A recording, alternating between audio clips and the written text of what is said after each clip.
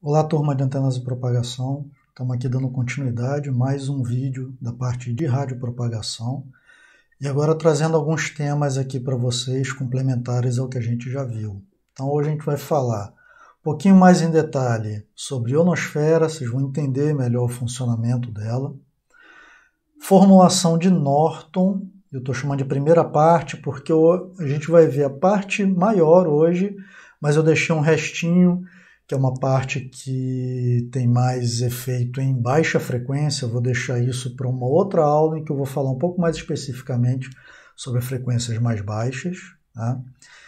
E reflexão especular versus difusa, e também o que acontece no meio do caminho entre a especular e a difusa. Vocês vão entender o que são essas duas terminologias e a gente vai ver como é que isso afeta na propagação. É um assunto conectado à formulação de Norton, mas que é interessante a gente dedicar ali um espaço exclusivamente a ele. Então vamos lá. A gente vai começar por propagação ionosférica. A propagação que acontece em determinada faixa de frequência para alguns objetivos muito específicos de propagação. É uma propagação para longas distâncias, essa é uma característica, porque o sinal viaja até a ionosfera e depois ele retorna até a superfície do planeta. Então essa angulação que ele faz, todo esse percurso, faz com que seja uma comunicação apropriada para longas distâncias e não para curtas distâncias. Tá? Então vamos dar uma olhadinha aqui no detalhe, é um tipo de comunicação muito peculiar. Então vamos olhar aqui para essa figura. Bom, como é que está dividida aqui a figura? Tá? Então o que acontece com a ionosfera durante o dia? Então toda essa parte esquerda aqui, né, essa espessura toda aqui é a ionosfera. Tá? Como é que ela está composta ao longo do dia? Ela é estratificada, a gente vai falar um pouquinho sobre isso. E aqui desse lado, como é que seria o comportamento dela à noite? Então está sendo usada a mesma figura para mostrar as duas coisas, só para fins didáticos. Então à noite ela passa a ser essa coisa aqui, reparem que ela perde muito dessa estratificação aqui, e a gente vai conversar sobre isso. Bom, o que acontece, vamos dizer aqui, ao longo do dia? Primeiro, ionosfera, como o nome diz, ela é uma camada formada por íons. Né? Íons tem elétrons livres ali, devido à atuação de raios ultravioleta, oriundos do Sol. Você tem ali uma ionização, você cede tanta energia aos átomos que eles liberam elétrons mais externos, formando íons. Então, esses elétrons ficam ali livres, fica uma camada com uma certa condutividade, tá? Por conta desses elétrons livres. Então você cria uma camada muito espessa ionizada. Tá? Então ela começa ali por volta de 50 a 60 quilômetros de altitude e ela pode se estender, aí varia um pouco com a literatura, mas varia também muito com a época, o período de atividade solar. Então a gente encontra na literatura ela indo até 600 e tantos, 700 quilômetros, mas como a gente também lê, ela pegando ali a parte da exosfera, então ela até chegando ali no entorno de 900, 1000 quilômetros. Tá? Então reparem que tem uma certa discrepância aí, mas ela chega ali 700 quilômetros, a gente certamente pode considerar. Tá? Então ela pega a mesosfera, pega a termosfera, pode se estender pelo iniciozinho ali da exosfera.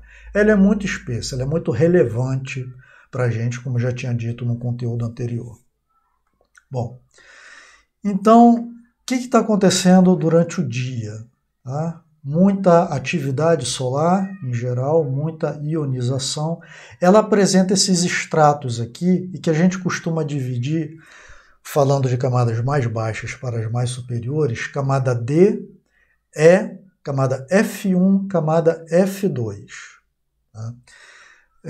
O que isso aí quer dizer? Essas camadas elas têm comportamentos distintos com respeito à propagação da radiofrequência. As camadas que exibem um mecanismo de refração para a onda eletromagnética, ali na faixa de principalmente HF, alta frequência, mas também se estendendo um pouquinho para baixo e pegando a parte ali mais alta do MF, das frequências médias, que aqui em português a gente chama de OM, ondas médias. Então a gente pode considerar que ela vai ali da parte alta das ondas médias e se estende pelo HF, tá? Então essa é a faixa de atuação dessas camadas aqui do ponto de vista de refração, que é o mecanismo que a gente está olhando agora, refração ionosférica. Mas o que acontece? São todas essas camadas que exibem refração? Não, não são. Tá? O que acontece é o seguinte, camada E, F1, F2, sim, são camadas refratoras da energia, porém a camada D, aquela que está mais baixo, começando ali entre 50 e 60 quilômetros, e é uma camada bastante espessa da ionosfera, ela não tem esse efeito de refração, pelas propriedades dela. Ela já está muito longe dessa ionização, ela já está muito mais perto das camadas mais baixas da atmosfera, de maneira que ela exibe um comportamento de absorção muito grande dessa onda que tenta atravessar essa camada. De forma que acontece uma coisa muito interessante ao longo do dia. O sinal que você quer fazer ele se propagar e usar o mecanismo da ionosfera, o mecanismo de refração, lá nas camadas mais altas, você vai conseguir isso com muita dificuldade. Por quê? Porque ele vai passar por uma longa camada, uma espessa camada de absorção. E muitas vezes, dependendo da potência do teu sinal, essa absorção toda vai ser suficiente para acabar praticamente com a energia do teu sinal e não haver essa refração aqui de maneira a ele retornar para a superfície do planeta e fazer a comunicação que você queira fazer. Então isso acontece muito ao longo do dia enquanto há atividade solar. Tá? Bom, o que vai acontecer no período da noite? No período da noite é muito comum que, devido a essa baixa atividade solar agora, deixem de existir camada D e E. É muito comum que camada F1 e F2 se unam numa única camada que a gente chama de F. Reparem que na figura nem há essa separação. É muito comum isso também ao longo do dia. Tá? Que possa haver essa união, não há uma distinção muito clara de propriedades entre elas, de maneira que não faz tanto sentido fazer essa distinção F1 e F2, e a gente passa a chamar de camada F, a camada que está mais lá em cima. E à noite, muitas vezes é só essa camada que sobrevive, como uma camada ionizada. As outras aqui mais baixas deixam de existir e apresentam muito pouca ionização. E no caso da camada D, que praticamente deixa mesmo de existir, então a gente deixa de ter aquela camada que absorvia, que atenuava a energia. E agora a tua propagação está livre para chegar até as camadas superiores, a camada F, tá? E de fato acontecer a refração e esse sinal retornar e a comunicação de fato acontecer lá com o comportamento, com a qualidade que estava prevista no seu projeto. Então olha que coisa interessante. É uma camada que depende de ionização, então a rigor a gente pode imaginar que ela vai funcionar melhor ao longo do dia, maior atividade solar, mas por conta da existência, principalmente por isso, a existência dessa camada D, de dia é quando ela funciona de maneira mais precária, e o funcionamento ele é melhorado no período da noite. Então olha o que diz a figura aqui. Nas proximidades de um transmissor posicionado aqui, você teria um sinal direto sendo recebido pelo teu receptor até uma certa distância, um sinal não dependente de ionosfera, um sinal direto. Tá? Você vai passar por uma região de sombra, uma zona que a gente chama de silenciosa, porque o sinal direto já não tem mais energia para chegar, mas o sinal de ionosférica também ainda não existe, porque ele só vai existir lá longe, por causa desse percurso que ele tem que percorrer. Então, por todo esse caminho aqui, ele só vai surgir lá muito distante. Então, a região onde os sinais são recebidos. Agora, isso principalmente à noite. Porque se for de dia, você tem a zona silenciosa e naquela zona em que você estaria aguardando chegar um sinal vindo da ionosfera, grande parte das vezes, na verdade, ele não vai chegar. Então é o que está dito aqui, nenhum sinal recebido. Então, basicamente, essa é a composição ionosférica, que varia demais quando tem Sol e quando o Sol se põe. Isso, inclusive, é considerado nos sistemas. Quando a gente tiver o nosso encontro síncrono para conversar sobre isso, a gente pode falar um pouquinho mais sobre algumas curiosidades, funcionamento de estações de rádio. As estações de rádio, que tipicamente eram as estações AM, elas costumavam, hoje em dia ainda tem muitas, mas algumas trocaram de frequência. Mas as estações típicas que propagam o sinal AM são estações operando em média frequência, ali na região do MF. E principalmente essas que operam na faixa mais alta do MF, tá? Que, portanto, estão próximas de entrar na faixa do HF, elas se aproveitam muito da propagação ionosférica. Mas se aproveitam quando? À noite, e não de dia. Então, uma coisa curiosa que acontece com essas rádios é que, no período da noite, é diminuída a potência do transmissor. Por quê? Porque se você mantiver aquela potência, você pode ter um sobrealcance, porque você continua tendo aquele raio direto, né, que existe a qualquer hora do dia, só que à noite começa a atuar de maneira relevante, nessa faixa de frequência, a ionosfera. Então o que se faz, as operadoras nessa faixa de frequência fazem isso, elas diminuem a potência do rádio à noite, né, porque elas estão tirando proveito da ionosfera para dar um reforço de sinal. Olha só que coisa interessante. Então aqui alguns comentários, basicamente do que eu já falei, tá? Ressaltando aqui bastante a faixa do HF, mas lembrando que ali metade para cima das ondas médias, tá? Que estão abaixo do HF, já existe um efeito de ionosfera que pode ser considerado. Tá? Mas principalmente as faixas mais altas de HF, e principalmente nas camadas mais acima, a F2, que está lá em cima, aí é que de fato o efeito é mais pronunciado. E um efeito, como é nas camadas mais acima, um efeito dela aí realmente bem longe. Tá? Então aqui mais uma figurinha, tá? Mostrando, olha, ondas de superfície. A gente ainda vai falar bastante de onda de superfície, não hoje, mas é aquele sinal direto que era mostrado no slide anterior, são ondas de superfície, só que elas vão até certo ponto, aí tem uma zona de silêncio e depois uma zona onde vem essa onda celeste, né? Que é a onda vinda da ionosfera. Principalmente nessa faixa, mas atuando também aqui na faixa de MF. Essas estações de rádio, tem algumas operando, por exemplo, em 2 mega, 1 mega e alguma coisa, tá? Que estão aqui, por exemplo, na faixa, né, então, de MF, mas que se utilizam de ionosfera também no período da noite. Aqui o que acontece com a variação de frequência? Eu estou mantendo um certo ângulo de radiação apontado para a ionosfera, já que eu quero usá-la como um mecanismo. Tá? Então aqui, e mesmo se não tiver diretamente apontado, mas uma antena que tenha um diagrama vertical bastante aberto, tá? Operando na faixa de frequência adequada, ela vai lançar energia também para cima. Então, mantendo esse mesmo ângulo aqui, 3 casos de frequência distintas, e a gente vê que com o aumento da frequência, ela tende a ter um efeito da refração menos pronunciado, significa que ela se curvou menos. Né? Porque o que é esse efeito da refração, no fim das contas? Segundo a lei de Snell, variação de índice de refração aqui na vertical. Essa ionização impõe uma variação de índice de refração em relação ao que está abaixo, tá? E também ao longo da própria ionosfera. Se eu estou variando esse índice, lá pela segunda lei de Snell, eu estou promovendo um encurvamento desse raio aí.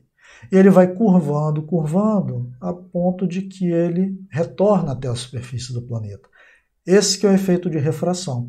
Ele penetra até certa profundidade na ionosfera e vai se encurvando até voltar. Esse é o mecanismo. Tá? Não é um mecanismo de reflexão, como às vezes se confunde. É refração ionosférica. e que vai sendo menos pronunciado, tá? E por característica eletromagnética, para frequências mais altas, até que num caso extremo, esse sinal ele vai se perder e ele não vai retornar. Isso tudo é alvo de projeto, de planejamento. E aqui um outro caso, que é uma análise diferente. Para uma mesma frequência, o que acontece se a gente está alterando esse ângulo de ataque à ionosfera? Então, ângulos mais baixos, repara que vai acontecer a refração e ela volta. Então, eu vou aumentando esse ângulo, aí ela vai tendendo, não é difícil de perceber, vai tendendo a ficar mais perto. Só que se eu aumento demais, aí acontece um efeito de que ela não tem aqui um espaço, né, suficiente para voltar, né, e refratando até voltar. Então acontece que eu posso atravessar toda ela, né, e acabou não acontecendo esse efeito de ela se encurvar o suficiente para conseguir voltar. Ela chega a se encurvar, é claro, mas o ataque era tão inclinado, esse ângulo aqui, que aí ela se perde, ela pode se perder até sair da ionosfera e se perder, e aí é um raio que não volta mais. Tá? E isso tudo também, assim como no slide anterior, isso tudo é alvo de projeto. Tá?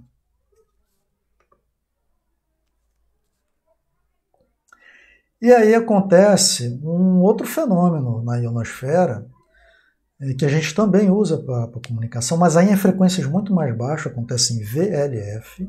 Tá? Então é para situações de comunicação de muito baixa informação, muito pouca informação, de menor uso, inclusive, a faixa de HF é uma faixa efetivamente mais usada, tá? Mas tem esse mecanismo interessante, e que aí o efeito é outro, o fenômeno é outro, melhor dizendo. Agora sim é reflexão. Reflexão na parte baixa da camada D. Então é uma onda que não chega a entrar, o mecanismo não é de entrar propriamente dito pela ionosfera, de refletir ali por baixo dela, usando muito essa camada D. Tá? Então ela é um efeito de guiamento, é muito baixa frequência, comprimento de onda muito grande, e é como se essa grande extensão aqui da atmosfera, do solo até a parte mais baixa da ionosfera, estivesse funcionando como um grande guia de onda para essa frequência aí. Então é efeito de canalização, de guiamento, e pode ir muito longe, tá? Pode dar múltiplos saltos, né, no planeta. Uma coisa que, dependendo da frequência e da potência, também pode acontecer no caso da refração, esses múltiplos saltos, para que a gente vá atingindo distâncias cada vez maiores. Tá? Então, de fato, pode acontecer. Aqui, isso que está sendo representado aqui é o próprio fenômeno da reflexão múltipla, né? Característica do guiamento de uma onda. Tá? Então, também é bem interessante. Casos extremos, você pode ter uma onda que circunda o planeta e você recebe a tua comunicação de volta, em alguns casos. Isso é uma situação muito específica, até porque para ela dar a volta no planeta, ela vai passar pela ionosfera em várias regiões do planeta, que a ionosfera vai estar em composições um tanto distintas em cada região do planeta. Né? Mas é um fenômeno que pode acontecer. Bom, agora vamos falar da parte onde a gente vai se estender um pouco mais aqui na aula, parte bem importante, formulação de Norton, que é a abordagem muito clássica para a gente tratar de propagação das ondas terrestres, que, relembrando lá de um dos primeiros vídeos, são as ondas espaciais e as de superfície. Né? Espaciais, aquelas que trafegam ali na parte baixa da troposfera, não confundir com ondas que vão ao espaço sideral, não é isso. Né? Então essas ondas espaciais que estão destacadas da superfície do planeta, tá? E as ondas de fato de superfície que trafegam, que viajam ali mais coladas à superfície, inclusive dependendo de características elétricas da superfície. E aí é uma coisa que a gente chama de propagação sobre terra plana, a expressão curiosa, né? Essa expressão terra plana. O que é terra plana para a gente em radiopropagação? A superfície do planeta é considerada como você está pegando uma determinada porção do planeta e num determinado comprimento de onda que você está trabalhando, que tudo se passa como se naquela porção de trabalho entre Tx e Rx não houvesse o efeito de curvatura, você pudesse considerar como uma superfície plana. É isso que significa para a gente. Tá? E para uma ampla faixa de frequências e ampla faixa de distâncias Tx e Rx, existe essa consideração aí de terra plana. Não é à toa que todo um desenvolvimento da formulação de Norton foi feito para essa situação aí de terra plana. E aí a figurinha clássica que a gente encontra na literatura é essa. Tá? Quais são os mecanismos envolvidos aqui? Um raio direto, Tx-Rx, representado por esse percurso R1. Um raio refletido no solo, usando a primeira lei de Snell da reflexão, está aqui, ó, θi e θr igual a θi. Tá? E uma outra propagação que não está representada aqui, mas é a onda de superfície, tá? Também existente e muito atuante naquela faixa lá das ondas médias que eu falei, é a faixa onde elas mais acontecem, tem mais energia. Tá? Então acontece uma onda de superfície aqui também. Tá? Então, vamos lá. Aplicabilidade da formulação, muito ampla. Frequências basicamente entre ondas médias até as frequências extremamente altas, EHF. Ou seja, é a faixa que a gente usa para telecomunicações comerciais, toda ela, tá, é regida por formulação de Norton. Tá? Nas faixas mais altas, SHF e EHF, lembrando, é propagação em visibilidade, são faixas em que o mecanismo de onda de superfície já não é mais um mecanismo atuante. Tá? Então, nessa faixa, o que acontece é o seguinte, visibilidade, conforme a gente já conversou, e em algumas situações peculiares, a existência daquele raio refletido, que a gente ainda vai conversar bastante sobre ele, não só hoje. Outro critério para a aplicabilidade da formulação de Norton, distância Tx e Rx muito maior do que o comprimento de onda. Para as aplicações clássicas de telecomunicações comerciais, isso não é nem um pouco difícil de se obter, é isso que acontece grande parte das vezes. Tá? Principalmente a gente tendendo a aumentar em frequência, então o lambda ficando cada vez menor, atender a esse critério aí é algo que acontece corriqueiramente. E uma outra coisa, índice de refração da Terra, que é o K1 naquela figurinha, muito maior do que o do espaço livre K0, que é algo que, em geral, também, para todo tipo de solo que a gente tem, solo mais úmido, mais seco, né, o solo árido, semiárido, tipicamente, para qualquer que seja o tipo de solo, a gente vai ter atendido essa condição aí. Então, repara que é uma formulação bastante ampla, de aplicabilidade em termos de faixa de frequência, e os requisitos para que ela possa ser aplicada são requisitos usualmente atendidos. Daí o quão poderosa é essa formulação, o quão importante ela é para a gente. E ela é dada aproximadamente por essa expressão. A gente vai falar um pouquinho sobre alguns elementos dela, tá? Fica aí projetada para vocês. Algumas partes dela já são velhas conhecidas, né? Essa parte aqui, ó, isso aqui a gente conhece bem, já vimos isso aqui na formulação de Fries, né? Considerando aqui os ganhos, né? Então tá lá, ó, critério para que atenda, distância muito maior que comprimento de onda, K1 muito maior que K0. Primeira parcela, se a gente olha aqui dentro do módulo, né, para simplificar essa nossa análise, primeira parcela, expressão de Fries, que vai corresponder a um raio direto. Segunda parcela, reflexão especular em terra plana. A gente vai entender esse conceito de especular, o que isso aí significa, não é difícil de entender. Então é uma terra que ela é plana e ela é lisa, ela não tem ondulações, tá? Que é o que acontece para que haja essa reflexão especular. A gente ainda vai falar mais sobre isso.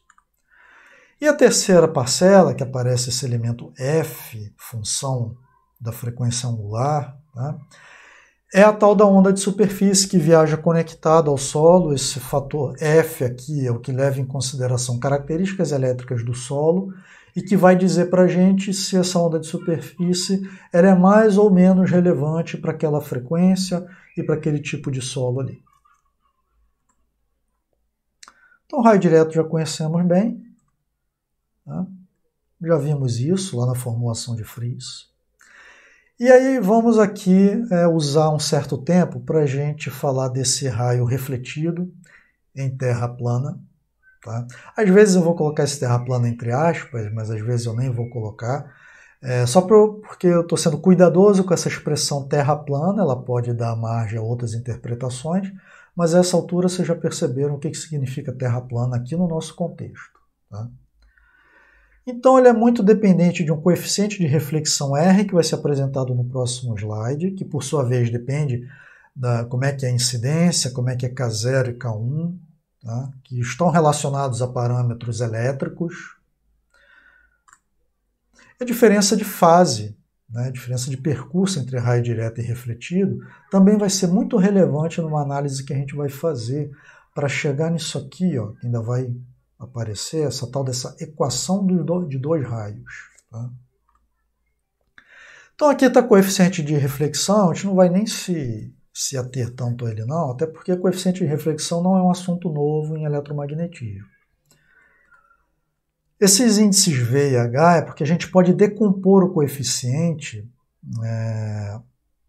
nesses dois componentes que são ortogonais, tá? O vertical e o horizontal. Então aqui, associado ao componente vertical e horizontal do raio incidente. Mas que componentes são esses? Qual é a referência?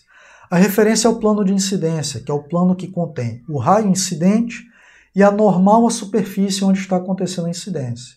Tá? Se eu tenho a normal à superfície e esse raio aí, então esses dois vetores aí, eu consigo colocar um plano que contém esses dois vetores. Esse é o plano de incidência. E o componente V é esse coeficiente rebatido no plano, e o H é ele rebatido, a influência desse coeficiente, tá? Perpendicular ao plano. Tá?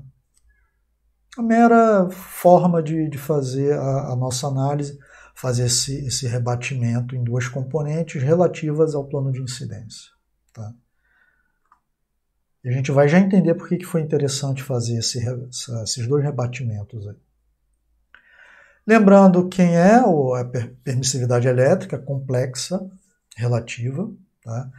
Complexa porque usualmente a gente vai estar no meio com perdas, a gente vai ter um valor de sigma de condutividade tipicamente diferente de zero, de maneira que a gente terá essa parte imaginária aqui. Se sigma fosse igual a zero, essa coisa aqui era real, era um epsilon relativo, epsilon sobre epsilon zero, né, que é a permissividade no vácuo. Tá? Mas tipicamente ela será complexa. E aí uma observação importante, a primeira delas. Tá? Para uma ampla faixa de valores de θi, ângulo de incidência, tá? Lembrando que θi é o ângulo formado entre o raio incidente e a normal. Essa é a definição. Tá? Para uma ampla faixa de valores de θi, essa componente H do coeficiente de reflexão ela é aproximadamente -1. Então, ela aproximadamente independe desses outros parâmetros que aparecem, do epsilon, tá? E passa a depender só do θ se ele se ele pertencer, né, na verdade, a essa ampla faixa aí de valores. Tá? Isso só não vai ser verdade em solos que sejam muito pobres em condutividade. Tá? Se o solo não é demasiadamente pobre em condutividade, isso daqui vai ser atendido. E é grande parte dos solos, tá? Grande parte mesmo. E uma outra observação. Se o θi, tá? Além de fazer parte dessa gama ampla de θi, para a qual vale aquela observação anterior, ele ainda tem a característica de ser um θi muito grande. O que é um θi muito grande? O que isso significa? Se eu olho aqui, ó, um θi muito grande quer dizer que essa geometria desse enlace ela é de tal maneira que essa incidência aqui ela é muito próxima a ser uma horizontal, certo? É isso que acontece quando o θi é muito grande. Seria um caso, imagina a gente afastar demais essas torres aí, afasta muito, muito mesmo, e aí a gente vai ver que Esse raio refletido aqui é um raio com θi cada vez maior. Tá? Então, um θi grande é o que a gente vai se habituar a chamar de incidência rasante. Tá? E se essa incidência é rasante, o que vai acontecer é que o R, olha só, a gente sabia sobre o RH, o RV também será aproximadamente menos 1. Então, os dois serão aproximadamente igual a menos 1. Bom, classicamente isso acontece em que tipo de situação? Tá? Acontece para grandes distâncias percorridas, enlaces muito grandes. Visualizem aí, vocês podem dar uma pausa se quiserem, se for necessário, mas visualizem a seguinte situação. Distâncias de muitos quilômetros, tá? E altura de torre, em geral a altura de torre, ela é de ordens de grandeza, né, mais baixa do que a distância. A distância pode atingir vários quilômetros e a altura de uma antena é de alguns metros, né, no máximo algumas poucas dezenas de metros. Tá? Então visualizem aquela imagem, aquela figurinha lá do raio refletido para uma situação como essa. Esse ângulo aí de incidência do refletido, ele grande parte das vezes será um ângulo que atende a essa situação de rasante, se as distâncias forem muito grandes. Tá? Isso não é uma coisa assim tão rara de acontecer, se as distâncias forem grandes. Tá? E aí, por conta desse menos 1, o que acontece é essa segunda afirmação aqui. O raio refletido pode chegar no receptor com uma amplitude comparável à do raio direto, pelo fato da reflexão, não é uma reflexão que está impondo atenuação severa. Ela é basicamente aqui uma defasagem dada por esse menos, que é uma defasagem de π, né? Seria uma contrafase em relação ao direto, esse 1 aqui. Tá? Então ele seria muito próximo de ter uma amplitude como a do raio direto, só que com uma inversão, uma inversão importante de fase. Um efeito potencialmente danoso para o enlace. Tá? E aqui, de curiosidade, alguns exemplos de condutividade para alguns tipos de solo. Condutividade e Epson relativo. Tá? O módulo dele, na verdade, né? Esse número real aqui. Então, terra muito seca, olha, 10 a menos 3. Olha a discrepância em relação à água do mar, uma água salina, bastante condutiva. Olha a diferença de ordem de grandeza, um valor 5 para um valor de 10 a menos 3. Olha como tem bastante condutividade. Tá? Em todos esses casos aqui é de maior condutividade, disparado, água do mar. Mais até do que o solo úmido, que também é um solo bom condutor. Tá? Então, para vocês terem ideia de ordem de grandeza. Agora vamos tentar chegar nessa equação aí de dois raios. Tá? O que a gente vai fazer? É uma coisa importante.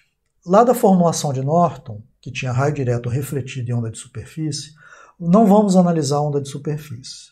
Vamos nos ater a direto e refletido. Tá? A gente está atuando para uma faixa de frequência válido acima de média frequência, aproximadamente, que é quando onda de superfície passa a não ter mais efeito significativo e, principalmente, a uma certa distância já do transmissor. Tá? A uma certa distância, mesmo a onda em faixa de MF, a onda de superfície, ela já não tem uma atuação tão significativa. Então vamos nos ater aqui a esses dois raios que podem estar presentes, né? Nos sistemas de telecomunicações, ponto a ponto, raio direto e raio refletido. Tá?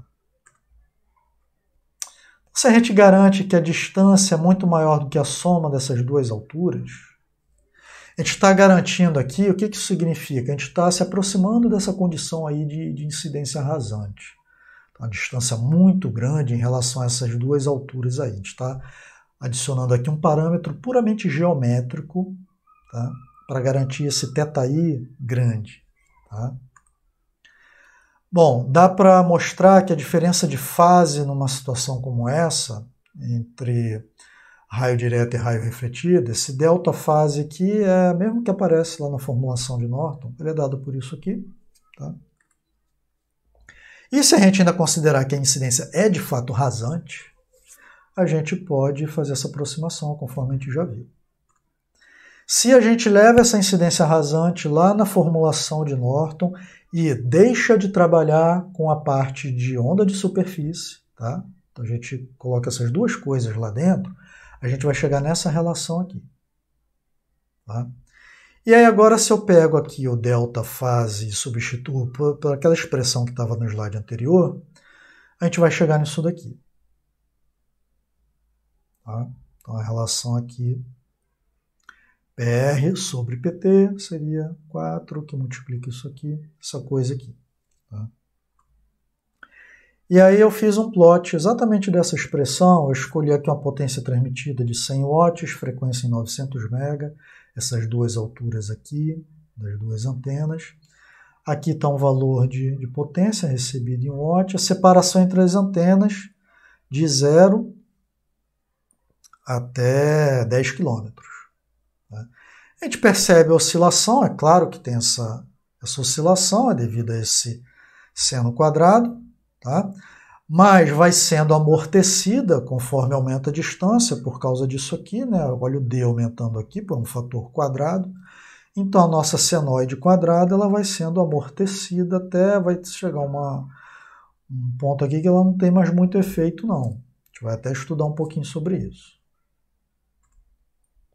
Então, distintos valores onde eu estaria posicionando o meu receptor e aqui como é que é esse sinal recebido. Agora, vamos introduzir mais uma aproximação. Agora a gente está sendo mais agressivo aqui na aproximação. De tal forma é a incidência rasante que os percursos direto e refletido têm aproximadamente o mesmo comprimento. É quase como se o raio refletido estivesse andando em cima do mesmo percurso que está o raio direto. Situação um pouco mais extrema, mas ainda assim acontece essa situação.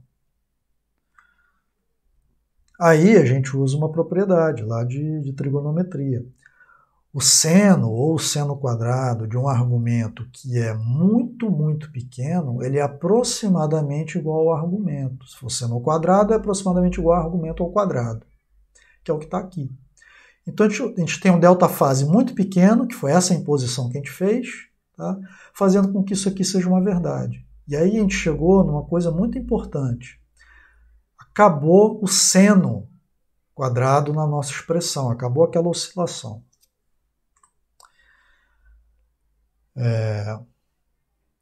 Delta fase sobre 2, dado por isso aqui, isso a gente já sabe. Então a gente sabe que o seno quadrado desta coisa é aproximadamente esta coisa quadrada. Tá? E aí, para que valores que isso é válido? O que é esse percurso que é rasante? Não dá para ter uma ordem de grandeza mais quantitativa? Dá sim. Tipicamente a gente vê na literatura que isso daqui é válido fazer essa aproximação quando o valor desse argumento ele é menor do que cerca de 0,3 radianos.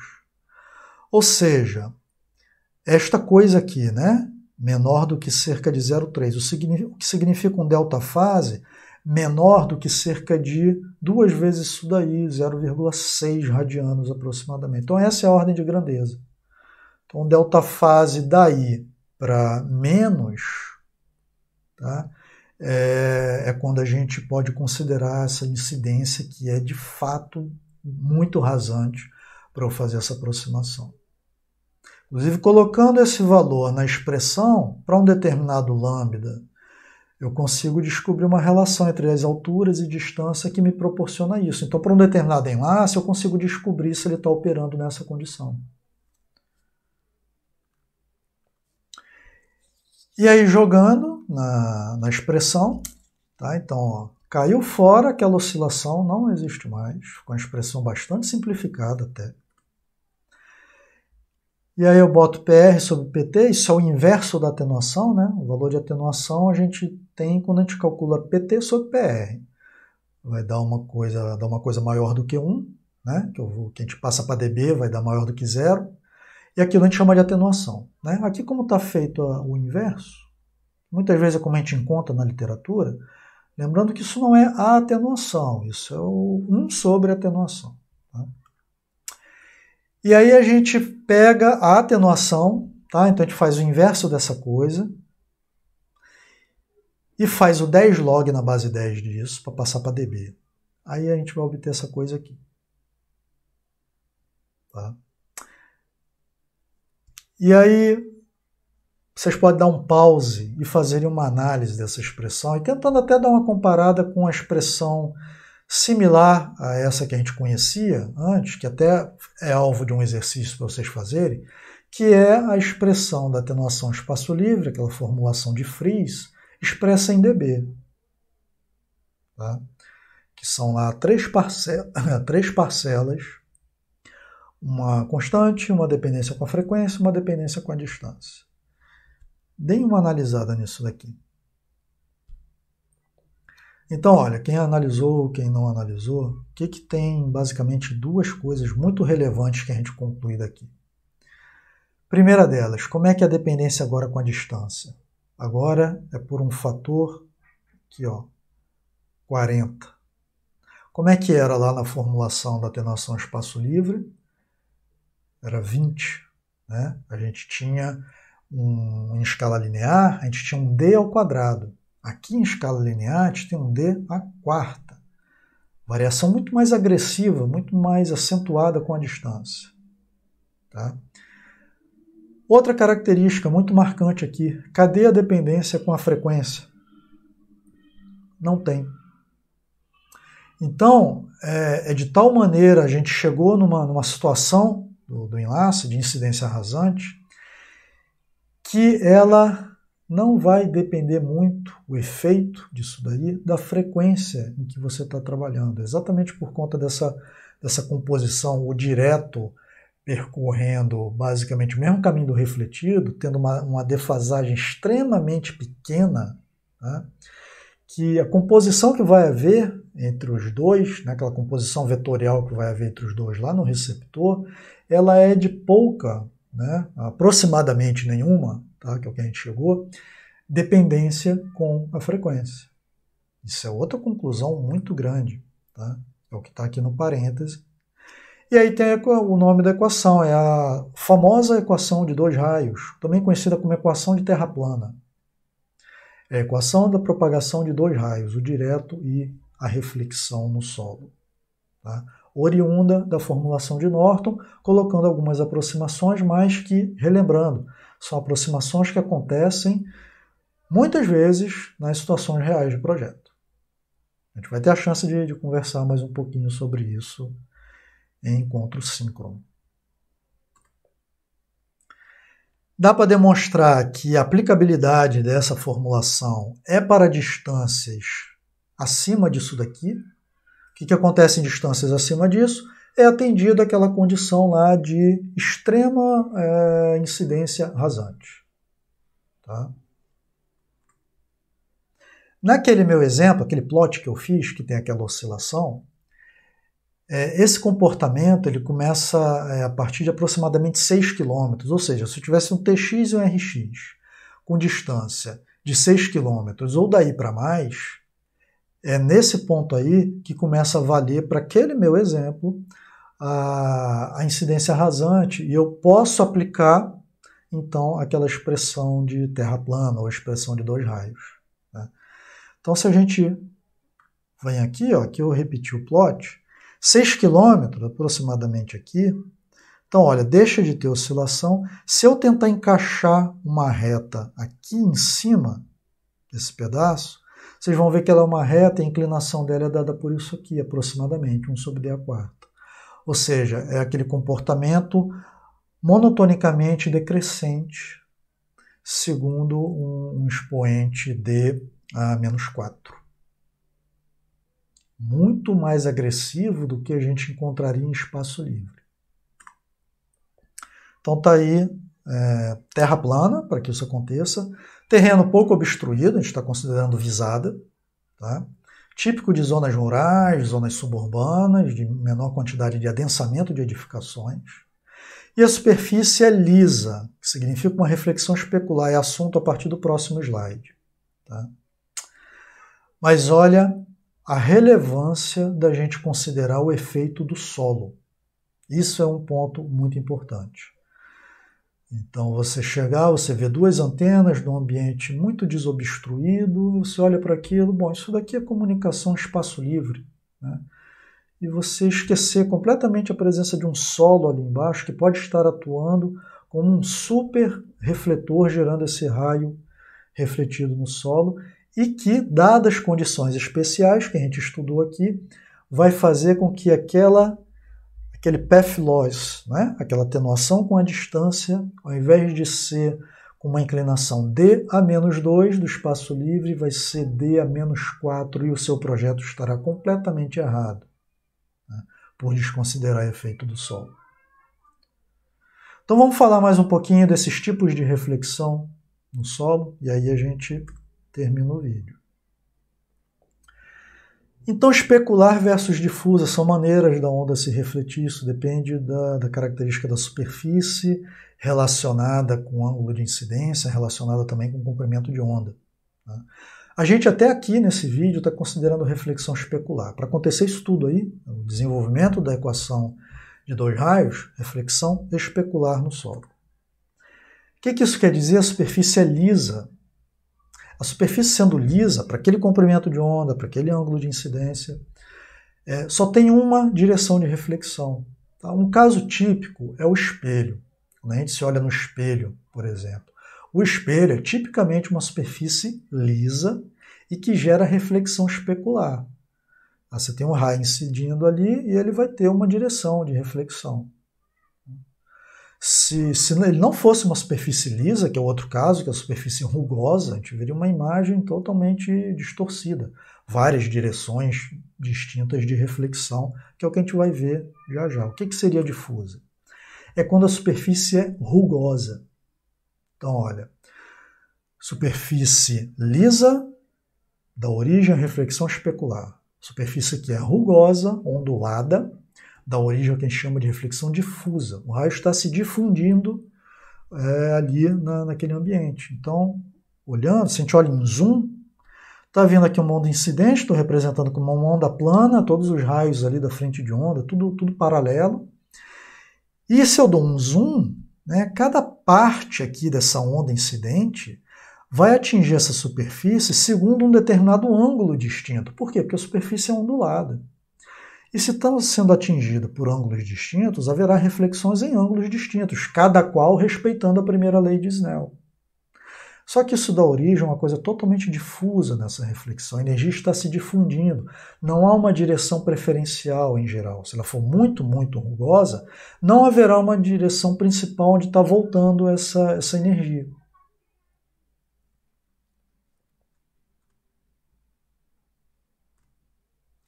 Dá para a gente fazer uma modelagem matemática disso.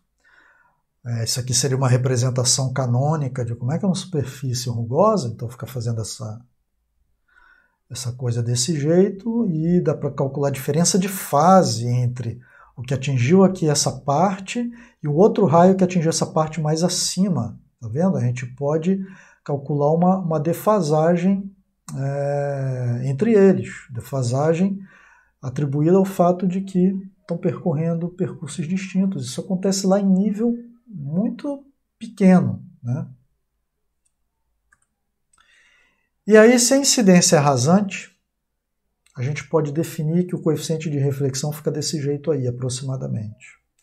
Então aqui está dependendo desse ângulo de incidência. Só uma observação aqui, esse ângulo de incidência, para se chegar aqui, ele é definido como sendo o ângulo entre o raio incidente e a superfície, tá? Não é em relação à normal à superfície.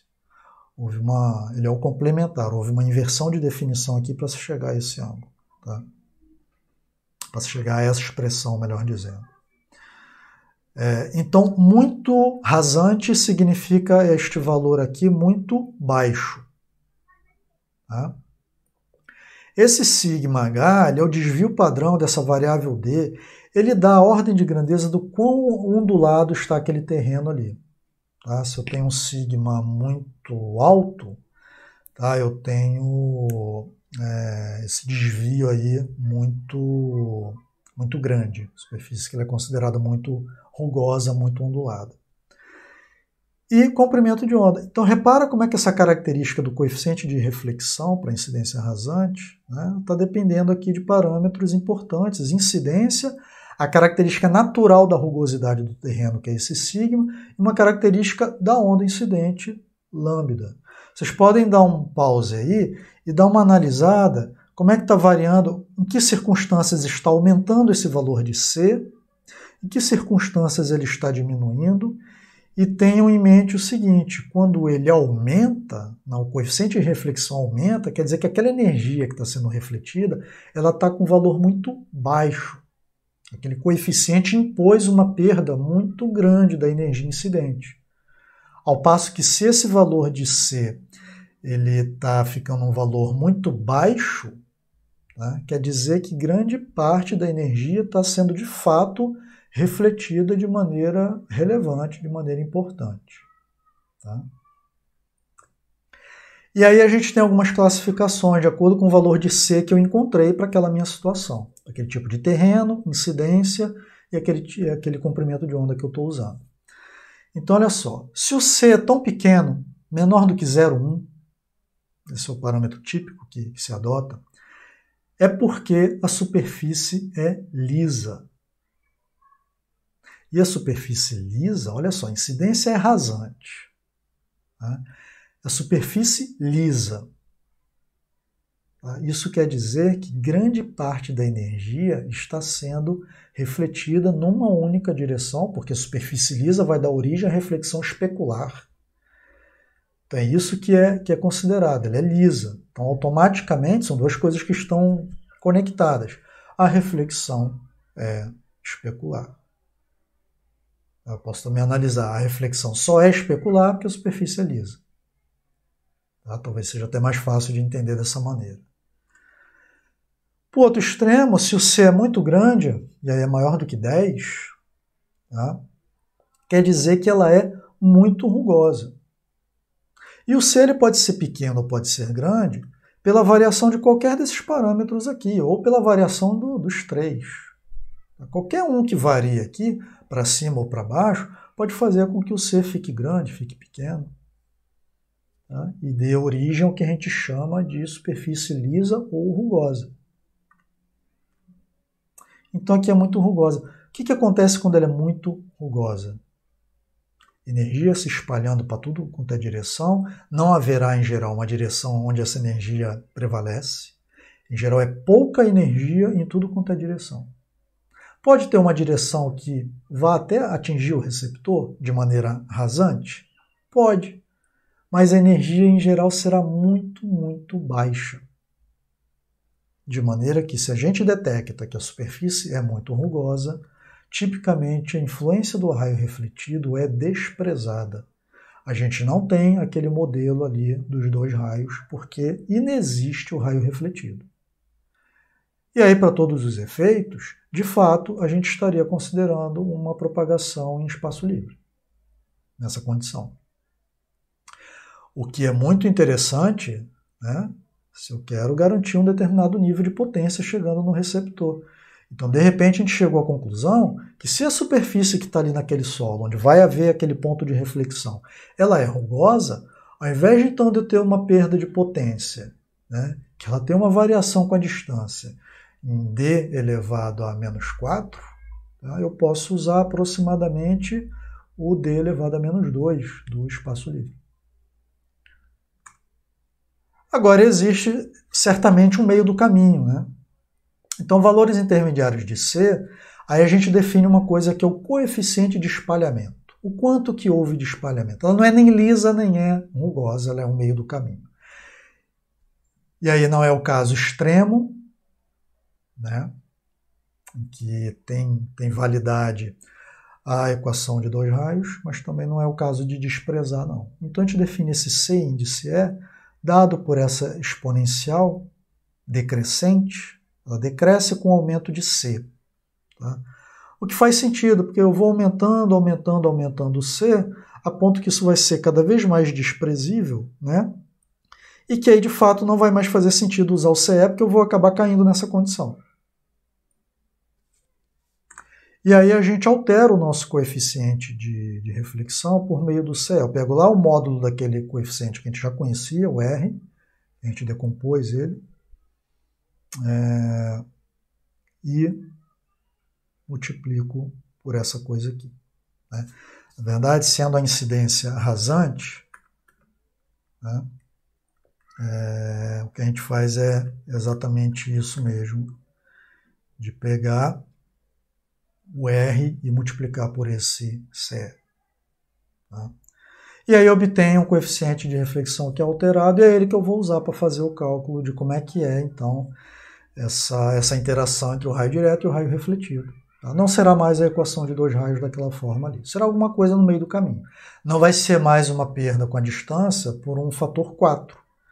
Tá? Mas certamente alguma coisa que vai ficar ali entre o 2 e o 4. Então, pessoal, esse era o assunto para esse vídeo. Né? Espero que tenha sido uma introdução bem razoável a esse assunto. A gente tem a chance de tirar dúvida, chance de discutir encontro síncrono, algum ponto que não tenha ficado muito claro, são muitos conceitos. Tá?